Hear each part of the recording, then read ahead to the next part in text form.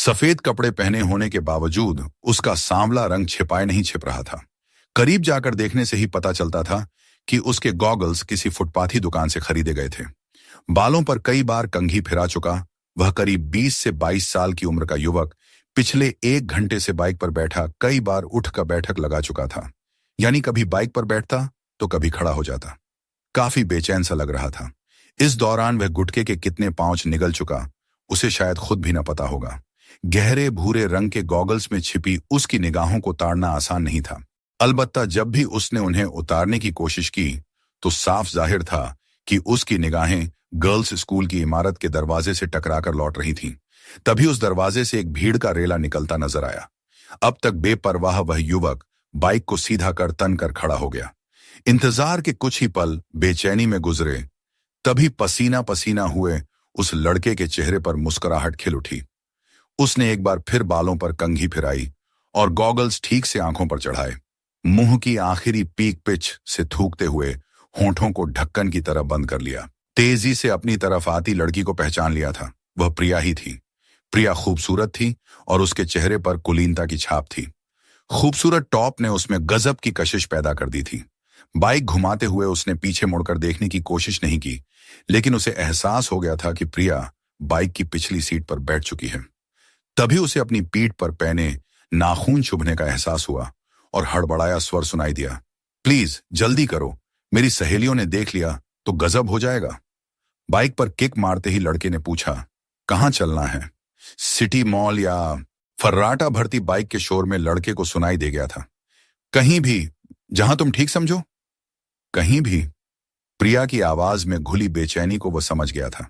फिर भी मजाकिया लहजे में बोला, तो चलें वहीं जहां पहली बार। बाकी शब्द पीठ पर चुभते नाखूनों की पीड़ा में दब गए, लेकिन इस बार उसके कथन में मजाक का पुट नहीं था। तो फिर सिटी मॉल चलते हैं? नहीं, वहां नहीं, प्रिया जैसे तड़प कर बोली। तुम समझते क्यों नहीं दीपक, मुझे तुमसे कुछ जरूरी बात करनी है।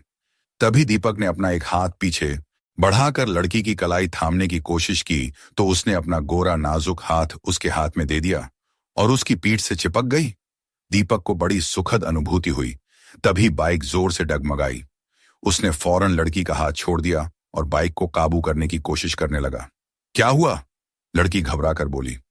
अब वह दीपक की पीठ से परे सरक गई। बाइक का पहिया बैठ गया मालूम होता है, दीपक बोला।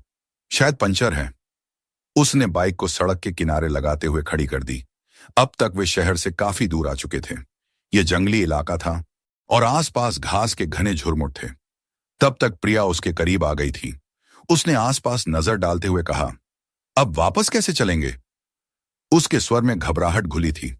लड़के ने एक पल चारों तरफ नजरें घुमाकर देखा। चारों तरफ सन्नाटा पसरा था। दीपक ने प्रिया की कलाई थामकर उसे अपनी तरफ खींचा।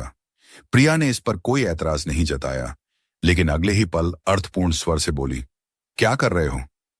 तन्हाई हो, लड़का लड़की दोनों साथ हों और मिलन का अच्छा मौका हो तो लड़का क्या करेगा? उसने हाथ नचाते हुए कहा। प्रिया छिटक कर दूर खड़ी हो गई। ये सब गलत है। ये सब कुछ शादी के बाद। अभी कोई गड़बड़ नहीं। अभी तो वापसी की जुगत करो। प्रिया ने बेचैनी जताई। कितनी देर हो गई? घर वाले पूछेंगे तो उन्हें क्या जवाब दूंगी? दीपक ने बेशर्मी से कहा, यह तुम सोचो। इसके साथ ही वह ठट्ठाकर हंस पड़ा और लपक कर प्रिया को बाहों में भर लिया। ऐसा मौका बार बार नहीं मिलता। इसे यूं ही नहीं गंवाया जा सकता। लेकिन जानते हो, अभी मेरी उम्र शादी की नहीं है। अभी मैं सिर्फ 15 साल की हूं। इसके लिए तुम्हें 3 साल तक इंतजार करना होगा। प्रिया ने उसकी गिरफ्त से मुक्त होने की कोशिश की, लेकिन प्यार करने की तो है। और उस कर गिरफ्त प्रिया के गिर्द कसती चली गई। प्रिया का शरीर एक बार विरोध से तना, फिर ढीला पड़ गया। घास के झुरमुटों में जैसे भूचाल आ गया। करीब के दरख्तों पर बसेरा लिए पखेरु फड़फड़ कर उड़ गए। करीब 1 घंटे बाद दोनों चौपाटी पहुंचे और वहां बेतरतीब कतार में खड़े एक कुल्फी वाले से फालूदा खरीदा। गिलास से भरे फालूदा का हर चम्मच निगलने के बाद प्रिया दीपक की बातों पर बेसाख्ता खिलखिला रही थी। उनके बीच हवा गुजरने की भी जगह नहीं थी, क्योंकि दोनों एक दूसरे से पूरी तरह से सटे बैठे थे। सलमान खान बनने की कोशिश में दीपक आवारागर्दी पर उतर आया था और उसने प्रिया के गले में अपनी बांह पिरो दी थी। लेकिन इस पर प्रिया को कोई ऐतराज नहीं था। उसने फालूदा खाकर गिलास ठेले वाले की तरफ बढ़ा दिया। प्रिया के पर्स निकालने और भुगतान करने तक दीपक कर्जदार की तरह बगलें झांकता रहा। उसने ऐसे मौकों पर मर्दों वाली तहजीब दिखाने की कोई जहमत नहीं उठाई। 3 युवक एक मोटरसाइकिल पर आए और प्रिया के पास आकर रुके। शायद ये दीपक के यार दोस्त थे। उन्होंने हाथ तो उसकी तरफ हिलाया, लेकिन असल में सब प्रिया की तरफ देख रहे थे। प्रिया ने उड़ती सी नजर उन पर डाली और दूसरी तरफ देखने लगी। उन्होंने दीपक का हालचाल पूछा तो वह उनकी तरफ बढ़ा और दांत निपोड़ने के साथ ही मोटरसाइकिल पर पीछे बैठे लड़के की पीठ पर धौल जमाया। ऐसे ही मूड बन गया था यार, आइसक्रीम खाने का। बढ़िया है यार। इस बार वह लड़का बोला जो बाइक चला रहा था। वह प्रिया से मुखातिब होकर बोला, मैं आपके फ्रेंड का जिगरी दोस्त। यह सुन प्रिया मुस्कुराई। उसके चेहरे पर आए उलझन के भाव खत्म हो गए। लड़के ने उसकी तरफ बढ़ने के लिए कदम बढ़ाए, लेकिन एकाएक ठिठक कर रह गया। प्रिया कंधे पर रखा बैग झुलाती हुई सामने पार्किंग में खड़ी अपनी स्कूटी की तरफ बढ़ी। उस लड़के ने खास अदा के साथ हाथ हिलाया।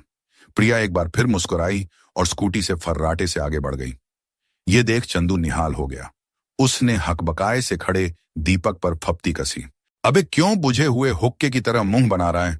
लड़की तूने फंसाई तो क्या हुआ, दावत तो मिल बैठ कर करेंगे ना। तब तक दीपक भी कसमसाकर उनके बीच में सैंडविच की तरह ठूंस गया। बाइक फौरन वहां से भाग निकली। चंदू के ठहाके बाइक के शोर में गुम हो चुके थे। 2 महीने बाद पुलिस स्टेशन के उस कमरे में गहरा सन्नाटा पसरा हुआ था। पैनी धार जैसी नीरवता पुलिस ऑफिसर के सामने बैठी एक कमसिन लड़की की सिसकियों से भंग हो रही थी। उसका चेहरा आंसुओं से तरबतर था। वह कहीं शून्य में ताक रही थी। शायद कुर्सी पर बैठे उसके माता पिता थे। उनके चेहरे सफेद पड़ चुके थे। शर्म और ग्लानि के भाव उन पर साफ दिखाई दे रहे थे। पुलिस ऑफिसर शायद प्रिया की आपबीती सुन चुका था। उसका चेहरा गंभीर बना हुआ था। उन्होंने सवाल या निगाहों से प्रिया की तरफ देखा। तुम्हारी उस लड़के से जान पहचान कैसे हुई? प्रिया का मौन नहीं टूटा। इस बार ऑफिसर की आवाज में सख्ती का पुट था। जो कुछ हुआ तुम्हारी नादानी से हुआ, लेकिन अब मामला पुलिस के पास है तो तुम्हें सब कुछ बताना होगा कि तुम्हारी उससे मुलाकात कैसे हुई। प्रिया ने शायद पुलिस ऑफिसर की सख्ती भांप ली थी। एक पल वह उलझन में नजर आई, फिर मरियल सी आवाज में बोली, एक बार मैं शॉप पर कुछ खरीद रही थी, लेकिन जब पैसे देने लगी तो हैरान रह गई। मेरा पर्स मेरी जेब में नहीं था। उधर दुकानदार बार बार तकाजा कर कह रहा था, कैसी लड़की हो, जब पैसे नहीं थे तो क्यों खरीदा ये सब? मुझे याद नहीं रहा कि पर्स कहाँ गिर गया था, लेकिन दुकानदार के तकाजे से मैं शर्म से घड़ी जा रही थी। तभी एक लड़का, मेरा मतलब दीपक, अचानक वहां आया और दुकानदार को डांटते हुए बोला, कैसे आदमी हो तुम? लड़की का पर्स गिर गया तो इसका मतलब यह नहीं हुआ कि तुम उसे इस तरह बेइज्जत करो। अगले ही पल उसने जेब से पैसे निकालकर दुकानदार को थमाते हुए कहा, ये लो तुम्हारे पैसे। इसके साथ ही वह मुझे हाथ पकड़कर बाहर ले आया।